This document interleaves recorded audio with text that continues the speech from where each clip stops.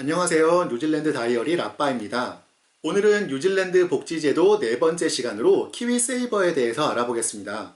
키위세이버는 2007년에 도입된 제도인데요. 사실 키위세이버는 복지제도라고 하기보다는 펀드 형식의 투자 상품이라고 보는 것이 조금 더 타당한 것 같아요. 다만 정부에서 국민의 노후를 위해서 일정 부분을 보조해주고 있고 기업에도 일정 금액을 보조하도록 강제하고 있기 때문에 복지제도 시리즈에 포함시켰습니다. 일단 키위세이버에 가입하기 위해서는 영주권 이상의 비자를 소유해야 합니다. 다만 정부나 기업의 보조금을 받기 위해서는 만 18세 이상이 되어야 합니다. 가입자가 키위세이버에 가입하게 되면 가입자, 정부, 그리고 고용주인 회사가 일정액을 키위세이버에 적립하게 됩니다. 이 적립금을 키위세이버의 프로바이더가 가입한 계좌의 스킴에 따라 투자를 진행하게 되고 가입자가 만 65세가 지나면 원금과 함께 투자 수익을 돌려줍니다. 여기서 말하는 키위세이버 프로바이더란 키위세이버에 납입된 자금을 관리하는 민간 기관인데요. 뉴질랜드의 대부분의 은행은 물론 다양한 투자 회사들이 이에 해당합니다. 각각의 키위세이버 프로바이더들은 다시 각각 여러 개의 키위세이버 스킴을 제공하고 있는데요. 이는 마치 은행이나 증권회사가 다양한 적립식 펀드를 제공하는 것과 마찬가지라고 할 수 있습니다.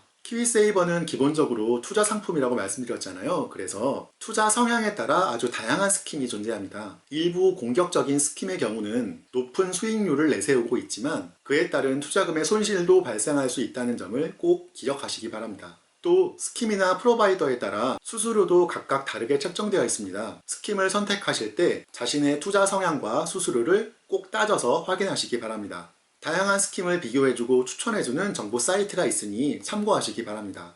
처음 취업을 하게 되면 자동적으로 키위세이버에 가입이 됩니다. 이때 회사에서 지정해둔 프로바이더와 스킴에 자동으로 가입이 되는데요. 가입 후 2주에서 8주 사이에 가입 철회도 가능합니다. 스킴과 프로바이더의 변경은 언제나 가능해요. 스킴을 변경하고자 한다면 새로 가입하고자 하는 스킴의 프로바이더에게 이전 신청을 하시면 되는데요. 변경 전의 스킴 및 프로바이더에 따라서 이전 비용이 발생할 수도 있습니다. 가입자가 키위세이버에 적립하는 금액은 3%, 4%, 6%, 8%, 10% 중에서 선택할 수가 있는데요. 언제든지 추가 납입도 가능합니다. 그리고 회사에서는 급여의 최소 3%를 적립해야 합니다. 정부에서는 가입자가 납입하는 금액의 절반을 보조해 주는데요. 연 최대 521.43불까지 지원이 가능합니다. 계산해보면 정부 지원금을 모두 받기 위해서는 가입자가 연간 최소 1042.86불을 적립해야 합니다. 만약 급여가 작아서 이 금액을 만족시키지 못할 경우는 아까 말씀드린 것처럼 추가 납입을 통해서 이 부분을 채울 수 있습니다.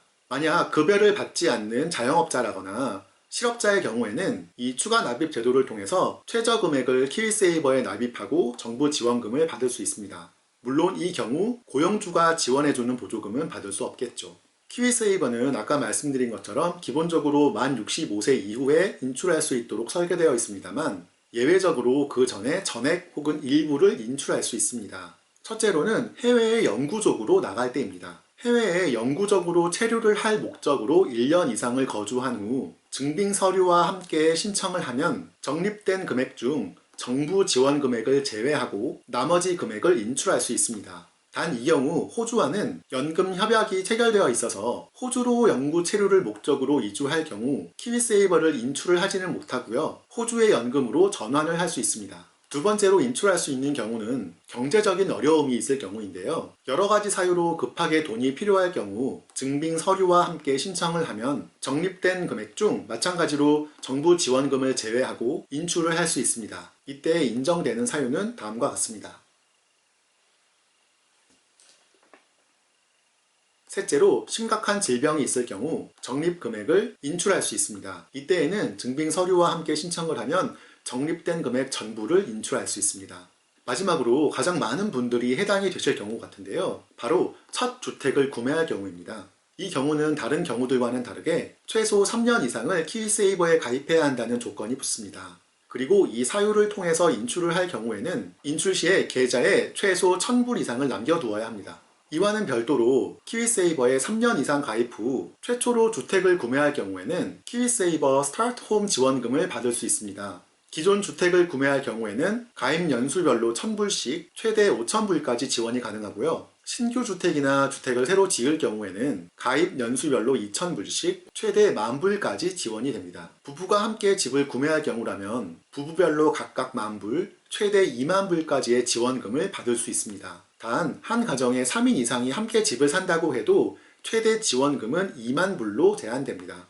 참고로 이 스마트홈 지원금은 단 1회에 하나여 지원이 됩니다. 이 스타트홈 지원금을 받기 위해서는 말씀드린 것처럼 키위세이버에 3년 이상 가입을 해야 하고요. 나이 제한은 만 18세 이상, 그리고 주택을 구매할 때 이 스타트홈 지원금을 포함해서 최소 주택 구매 자금의 10%를 기파지수로 소유해야 합니다. 그리고 소득의 제한도 있는데요. 1인이 단독으로 주택을 구매할 경우에는 연간 소득 85,000불 이하이어야 하고 2인 이상이 공동으로 주택을 구매할 경우에는 연간 합산 소득이 130,000불 이하이어야 합니다. 또 집 가격에 대한 제한도 있는데요. 이 가격은 지역에 따라 그리고 기존 주택이냐 신규 주택이냐에 따라서 다르게 책정이 되어 있습니다. 예를 들어 오클랜드나 퀸스타운에 있는 기존 주택을 구매할 경우에는 600,000불 이하의 주택을 구매해야 이 지원금을 받을 수 있습니다. 주택 구입에 대해서는 많은 분들이 관심이 있기 때문에 제가 한번 예를 들어 보도록 하겠습니다.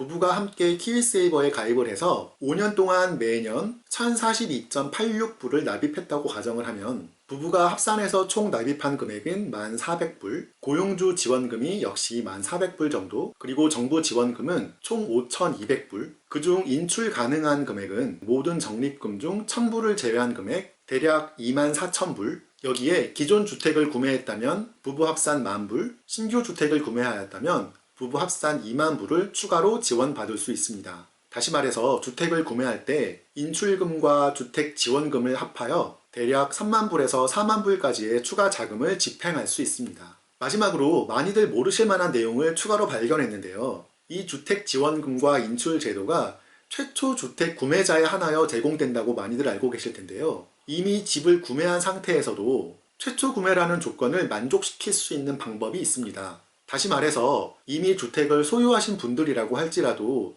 몇 가지 조건을 만족시키면 키위세이버의 인출 및 스타트홈 지원금을 받을 수 있습니다. 다만 조건이 조금 까다롭습니다. 거주하고 있는 주택의 가격을 제외한 모든 자산의 합이 구매하고자 하는 지역의 가격 제한선의 20%를 넘지 말아야 합니다. 모든 자산이라 함은 주택을 구매하기 위해서 현금화가 가능한 모든 자산을 말합니다. 예를 들어 은행의 예금, 주식, 채권, 5,000불 이상의 배, 캐러밴, 일상생활에서 매일 이용되지 않는 추가 차량도 이에 포함됩니다. 아까 말씀드린 것처럼 오클랜드 기존 주택의 경우는 가격 제한이 600,000불이라고 말씀드렸는데요. 이 600,000불의 집을 구매하기 위해서는 이 모든 자산의 합이 80,000불을 넘지 않아야 합니다. 조건이 많이 까다롭긴 하죠. 자, 이렇게 해서 키위세이버에 대한 모든 공부가 끝났습니다. 이 영상을 만드느라 저도 며칠 동안 공부를 했는데요. 덕분에 저도 처음 알게 된 사실이 있어서 참 좋았습니다. 이 영상이 여러분들께도 큰 도움이 되었으면 좋겠습니다. 다음 시간은 드디어 뉴질랜드 복지제도의 마지막 시간인데요. 이 모든 복지제도를 뒷받침하고 있는 세금에 대한 부분입니다.